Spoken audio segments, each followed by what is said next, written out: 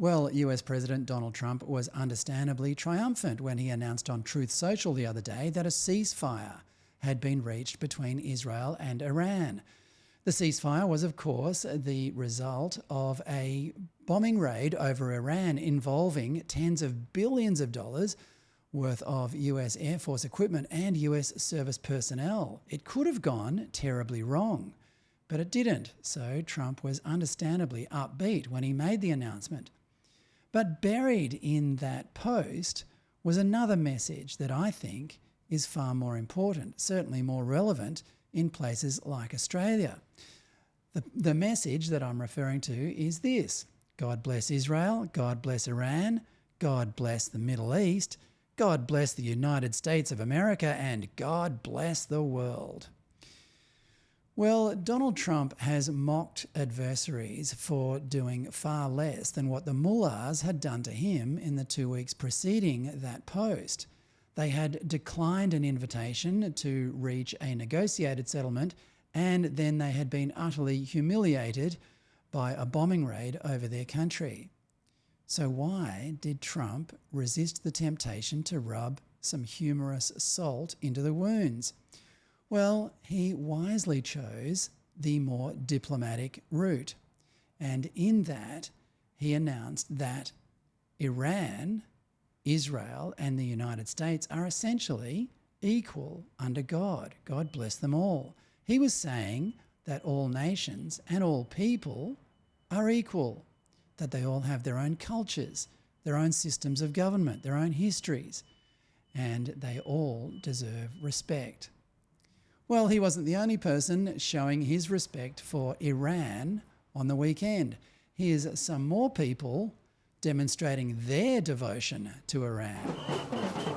It's the usual motley crew of soy boys and girls and a fair amount of Iranians themselves declaring their devotion to the brutal theocracy. You see a few of them wearing masks because obviously they're either still afraid of COVID or they're totally gangster.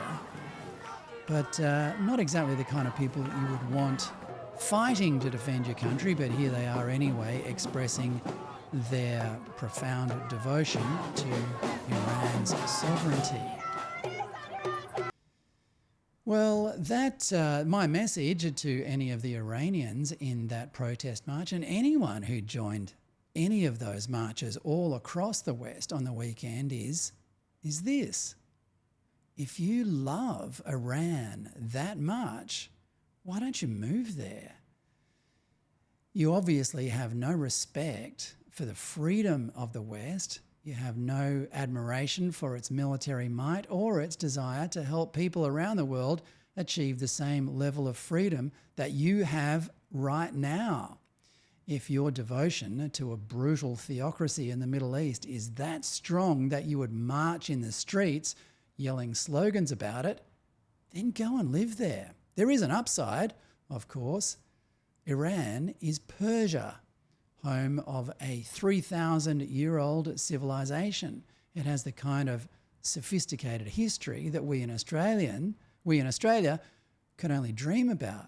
So there must be some benefits of living in such a rich culture. Go and check it out.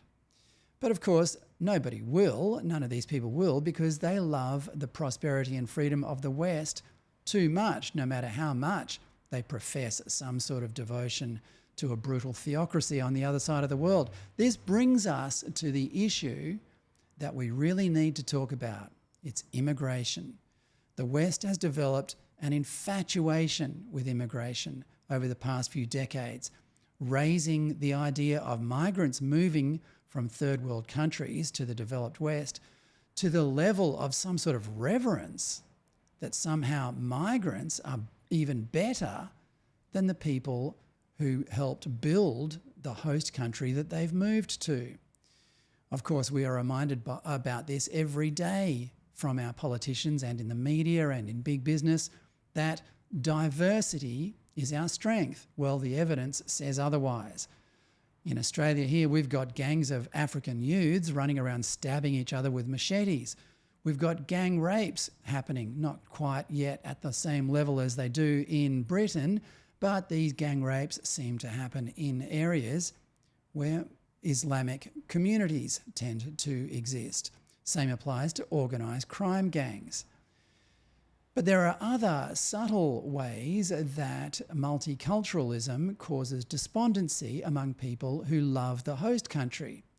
I'm talking about little daily experiences like, for example, when you jump in an Uber and you can't talk to the driver because he's muttering in Hindi to someone back in Mumbai.